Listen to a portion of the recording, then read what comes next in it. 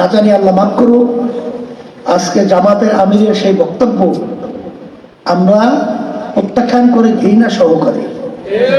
তিনি কি বলেছেন? আমেরিকার যে প্রতিষ্ঠা বার্ষিকী সেই অনুষ্ঠানে তিনি কি বলেছেন? যে আমেরিকা নাকি আমাদের বাংলাদেশের পরীক্ষিত বন্ধু।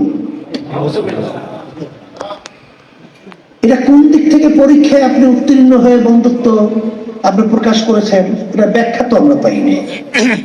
ব্যাখ্যাটা দিয়ে বললেই ভালো হয় যে আপনি কোন দিক থেকে পরীক্ষিত বন্ধু পেলেন। আবার ভারতের সাথে গোপনে যে বারবার বৈঠক করেছেন, গোপনের ব্যাপার তো আমরা জানি না। কখন না জানি আবার বলে ভারত আমাদের পরীক্ষিত বন্ধু। এই সন্দেহ তো দেখেই যায়। কিন্তু না, ইসলামী আন্দোলন বাংলাদেশ, ভারত আমাদের পাশের রাষ্ট্র, আমরা বন্ধু সুলভ আচরণ তার থেকে চাই। আমেরিকা সহ অন্যান্য আদার্স দেশ রয়েছে, তাদের সাথে আমরা সৌহার্দ্যতা, আন্তরিকতা, ভ্রাতৃত্বতা এটা আমরা চাই।